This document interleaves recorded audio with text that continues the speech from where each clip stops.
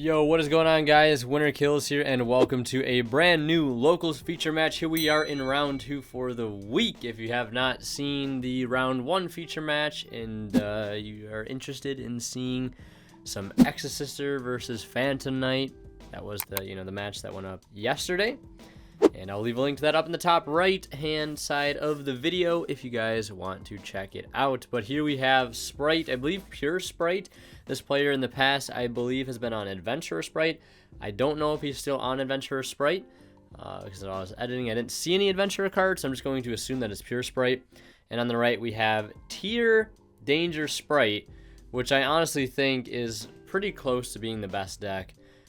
I think the decks that are playing, what is it, like 4+ engines in the deck, I think those are shaping up to be like the literal best decks of the format. The ceiling on those decks is absolutely astronomical. I experienced it firsthand at the YCS, and it is disgusting what these decks can do, man. It is absolutely insane, very difficult to hand trap, and boards are very difficult to break. So we'll see how this one plays out. Let's see if pure Sprite's got enough gas to be able to get the job done. And of course, losing Diral certainly won't help. We'll see a Nessie resolve here, getting the draw 1, activating another danger, and this time it is going to get sniped. So the Nessie graveyard effect will resolve now to go ahead and search a danger, and basically 1/3 of the way to a Curious. Who would have thought dangers would be the perfect way to go ahead and like facilitate a card like Curious at the end of the day? Who would have thought? See him find his way into a terraforming. That will go ahead and activate to go ahead and search out a Pearl of Rhino. Pearl of Rhino will go ahead and search out a Rhino Heart. And now we're going to see Jackalope activate. Still 4 cards in hand here, so 25% chance to hit. And he does hit American Sniper, so the Jackalope effect will now activate. And this is going to go ahead and special summon a danger from the deck in defense position, I believe it has to summon in. Could be wrong, but I doubt it will make a big difference here since it is turn 1. I'm pretty sure Jackalope says defense. I could be wrong. Someone can correct me. But we're going to see him normal the Rhino Heart. That's going to dump a Shiren. And that's going to go ahead and fusion summon with the Aqua and the Shiren because for some reason Nessie is an Aqua. But now we're going to see him going to Kick Callus. Kick Callus effect will trigger on summon. And this is going to go ahead and send or add a tier. We're going to see him go ahead and, looks like, add a copy of the Miru. Or Merly. And you could see the casual mill 8 here. It looks like we will. So Chainlink 2, Merly, Chainlink 1, Kick Kalos. We're going to see him go ahead and mill 8. There's Fairy Tale Snow, Havness. And I think that's all we really need to know, honestly. Everything else has, I believe there's a Shiren that hit the grave as well, but he already used Shiren. There might be also a Destrudo in there. No, I think that's a Mothman. No Destrudo, though, but it looks like he's going to go ahead and use Havness with the Shiren to go ahead and attempt to fusion summon. And we'll see if he's going to go for a Garura here. The Garura will help complete that Curious since it is a winged beast. But first we're going to see him go ahead and go for a Link 2 into Spright Elf. The amount of overlap these archetypes have is kind of disgusting. We're going to see it bring back the Merly, and importantly the Elf is going to give targeting protection to Curious. Now, like, a lot of the times, imperming Curious is, like, one of the best possible things you can do against these types of decks. But the difficult thing is trying to imperm it while there is a Spright Elf pointing to it, making it virtually impossible to do so. And we're also going to see him dump Eradicator Epidemic Virus, which can rip the opponent's spells or traps out of their hand for the next 3 turns by sending off a Dark with, I believe, 2,500 or more attack. I think Deck Devi is 2,000. Could be wrong. Now we're going to see him activate a Destrudo. The Curious Mill is not super fantastic there, it looks like. He'll pay half-life points to go ahead and get into a Nightmare Griffin, and this is obviously going to go ahead and retrieve the trap that was dumped off of the Curious and setting it to the field. Going to be that Eradicator Epidemic Virus, then overlaying the Elf and the Merly into a copy of Gigantic, which does have 3,200 attack. It is a Dark Monster, making a perfect candidate now to go ahead and actually resolve the Eradicator Virus on the opponent's turn. Now, this is like pure Spright, so the Eradicator might not be super strong, but, you know, playing it out blind here, this is the board you're going to try to set up. We'll see the Gigantic summon out Jet. That's going to go ahead and secure a Smashers. So, already has Smashers in hand, has Fairy Tale Snow access in the grave, and has Griffin in the main monster zone, which is an absolute pain, especially right in the center there. none of his links can really point to it that easily, and it is going to be very, very difficult to out. And we'll see the Eradicator in the draw phase, clearing the Gigantic, and we're going to see a Spright starter chained in response. No response from our tier player. I think there might be a Havness in his hand, which is really, really strong. Talk about a stacked board. I think Nibiru was our Spright player's 6th card. Now, Imperm, like I was saying earlier, not the best in certain scenarios against this deck, mainly because of the Elf protection, but Nibiru certainly goes in against this type of variant of deck. And I feel like that's why a lot of people that do choose to play this deck want to play more engines in it, specifically like the Punk engine, which I don't think is in this build we're seeing here on the right. But that kind of stuff can help protect and beat Nibiru because it is able to put up Baron de Fleur on top of everything else, which is obviously a way to stop that rock from ever resolving. And the opponent does get to look at the hand, to his surprise, finding no spells in the hand, which I assume he called spells. There's no reason to call trap.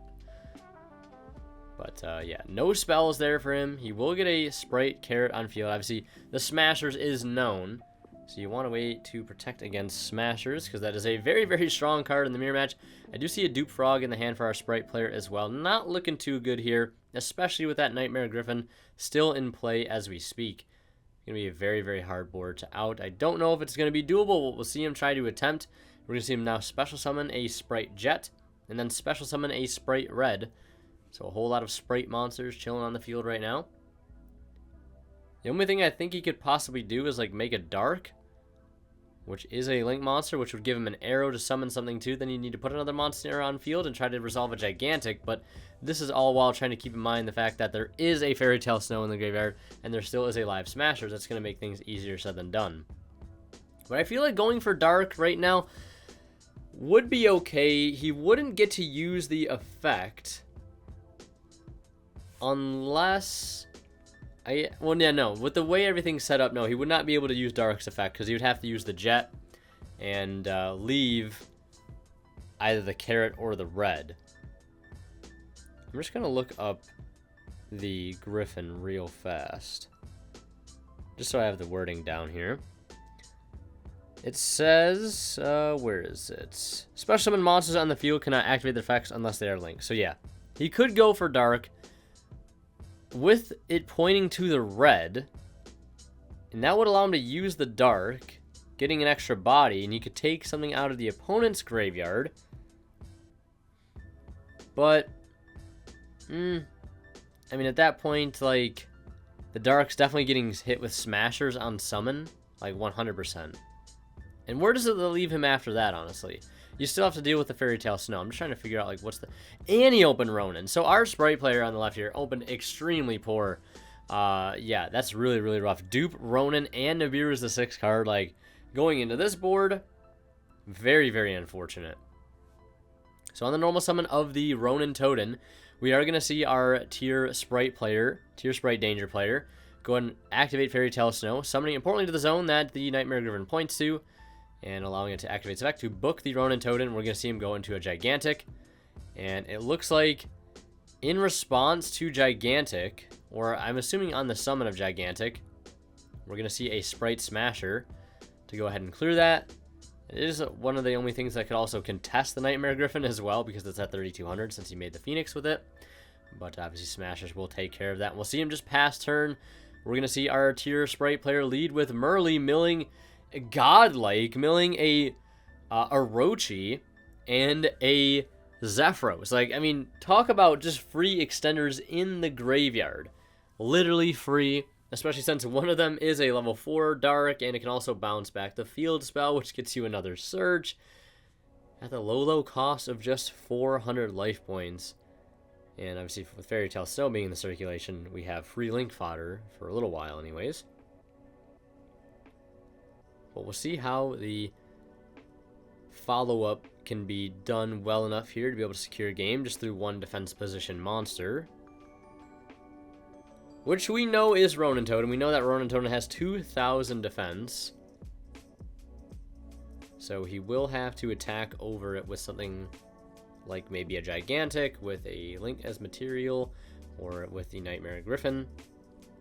So we will see him Zephyros. Zephyros will bounce back the Pearl Rhino as expected, paying that 400 life. And then we're going to see him go ahead and link to for Dark, the Dark Charmer Gloomy, giving himself more arrows to work with. And then we're just going to see him go Battle Phase? That can't be right. Battle Phase, attacking into the known Ronin, taking 150. Not how I would have expected that interaction to go, but we're just attacking into a known Ronin Totem, and then we're going to still in Battle Phase use Gizmek Orochi to attack over it, and then swing in with 25 and 16. I feel like there definitely was a way to go for game there. Like 100%. Like, I feel like you just Orochi and you Snow, and then like maybe make Zeroboros. That's playing into Nibiru a little bit too much. So yeah, I feel like maybe there was a way to go for game under 5. He is able to go for the Nibiru, and that's obviously going to force out an Appaloosa negate. And at that point, we're just going to see our Spright player draw for turn here. We know that he has dupe in hand, and yeah, that's going to be the end of the game. So yeah, really, really rough here for our Spright player. So hopefully things will be a little bit better for him in game 2. And if you can tell by how much time is left in this video, maybe you have an indicator of how things will go. But we'll see. We'll see. See how much carnage or glory will ensue. Maybe we'll see the fastest 2-0 run back that we've ever seen on the channel. So we are going to see Spright, pure Spright on the left going first. I see Swap Frog in the opening hand. That's about really all I can see. And then for our tier player, I think I see a copy of Solic as one of the only cards that I can see. And Ghost Cherries, I see that. Uh-oh, we're going to see him normal summon swap, special summon red. Activate Cherries. Ghost Cherry, Ghost Blossom, Ghost Reaper, and Winter Cherries. I think that's what it is. We're going to see him activate it. And it looks like he's going to go ahead and think in response to the activation, because obviously red is coming to save the day here. This will give him an opportunity to be able to respond against what could technically be otherwise a massive blowout. Red negating by sending out the swap, and then Gamma getting chained. Oh my god, somebody call the authorities. I think we've just witnessed murder live on camera. That is something else. Gamma to stop the red, and then we're going to see Blossom, or the Winter Cherries, reveal Gigantic Spright, gets a full look at the opponent's extra deck there, and rips out both copies of Gigantic. Normal summon already expended, and yeah, this is super, super unfortunate for our Spright player. Honestly, I'd be a little tilted. I'm not going to lie. I would be a little tilted myself. End phase, we're just going to see him pass turn there, and then we're going to see our tier Spright Danger player set a card and lead with a Danger with only 3 cards in hand, so low chance to hit. Well, high chance to hit, I should say. Hits another Cherries out of the hand. Summons out a Bigfoot.